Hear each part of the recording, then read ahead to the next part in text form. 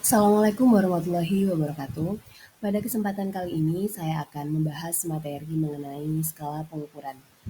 Sebelum kita membahas materi, perkenalkan nama saya Fadiatul Aisyah, NIM 2102111000130.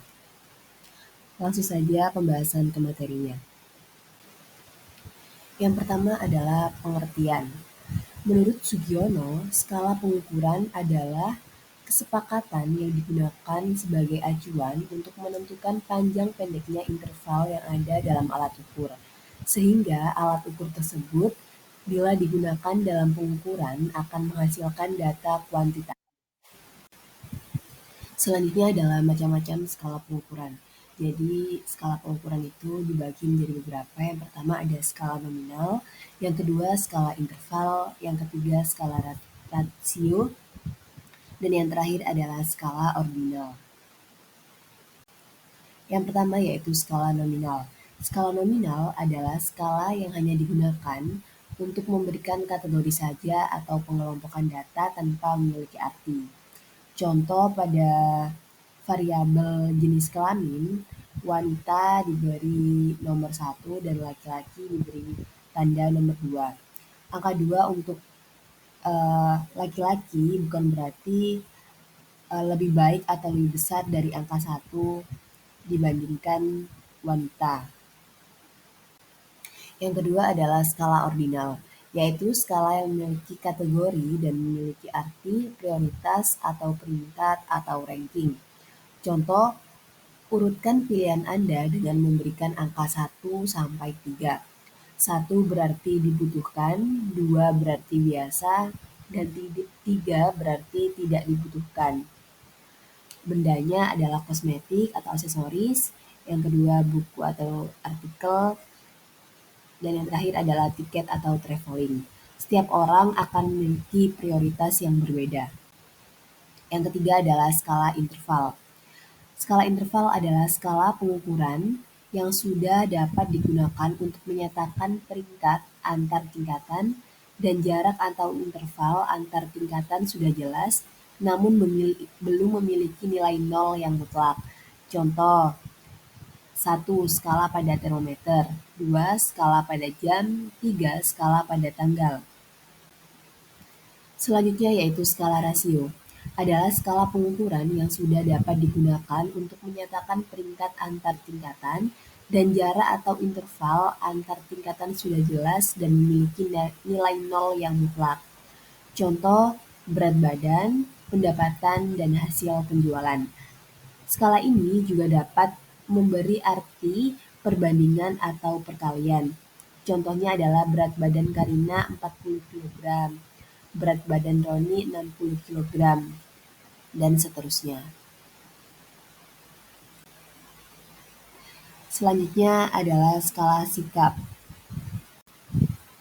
Skala sikap adalah skala yang digunakan untuk mengukur sikap seseorang terhadap sesuatu yang diteliti oleh peneliti dalam sebuah instrumen penelitian. Menurut Petty dan Azwar, sikap adalah evaluasi umum yang dibuat manusia terhadap dirinya sendiri, orang lain, objek, atau isu. Sikap merupakan reaksi atau respon seseorang yang masih tertutup terhadap suatu stimulus atau objek. Sementara Heri Purwanto menyebut sikap adalah pandangan-pandangan atau perasaan yang disertai kecenderungan untuk bertindak sesuai objek.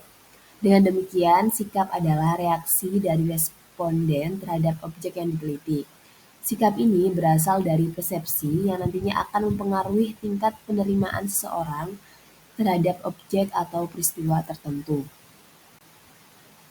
Macam-macam skala sikap. Yang pertama ada skala Goodman, yang kedua skala Likert, yang ketiga adalah skala Truston, yang keempat semantik diferensial, dan yang terakhir adalah rating scale.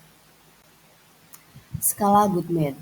Skala Goodman merupakan skala pengukuran dengan tipe ini akan didapat jawaban yang tegas, yaitu iya atau tidak, benar atau salah, pernah atau tidak, positif atau negatif, dan lain-lain.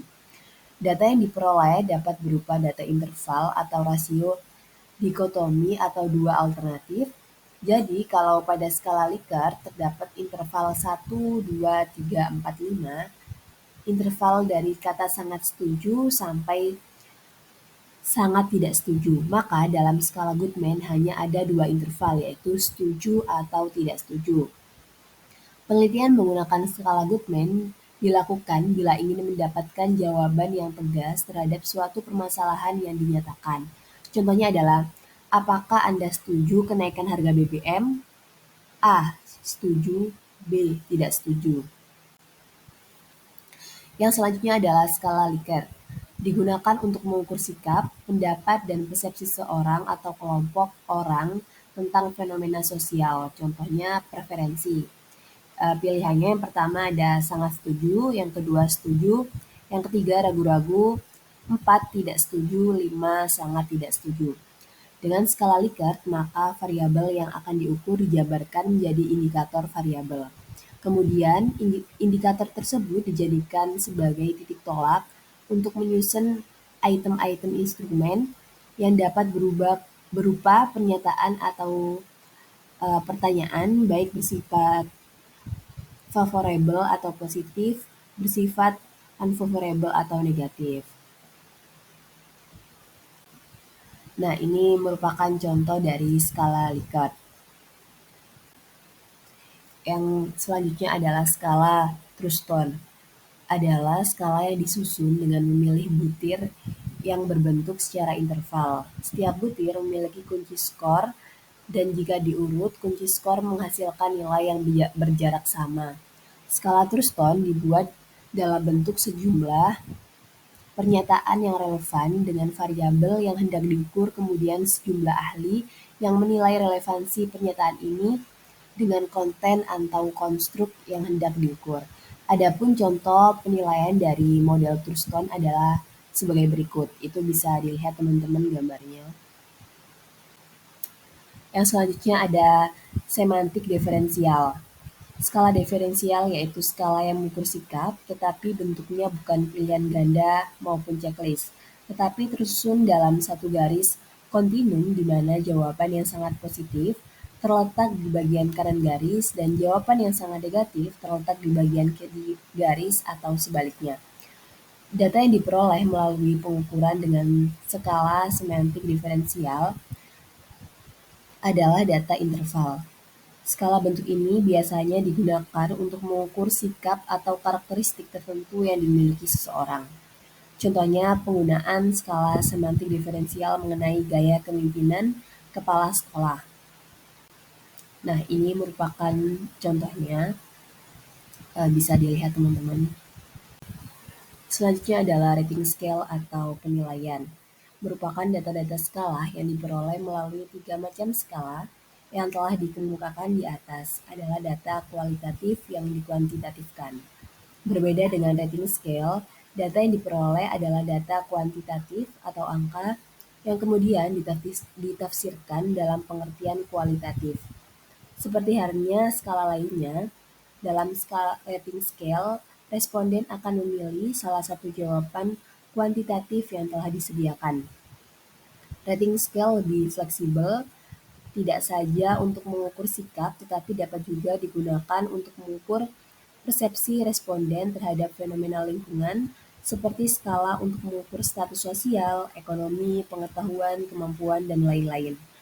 Dalam rating scale, yang paling penting adalah kemampuan menerjemahkan alternatif jawaban yang dipilih responden. Nah, ini merupakan contoh dari rating scale. Baik, terima kasih. Mungkin itu saja yang dapat saya sampaikan. Semoga materi yang disampaikan dapat bermanfaat. Kurang lebihnya saya mohon maaf. Terima kasih. Wassalamualaikum warahmatullahi wabarakatuh.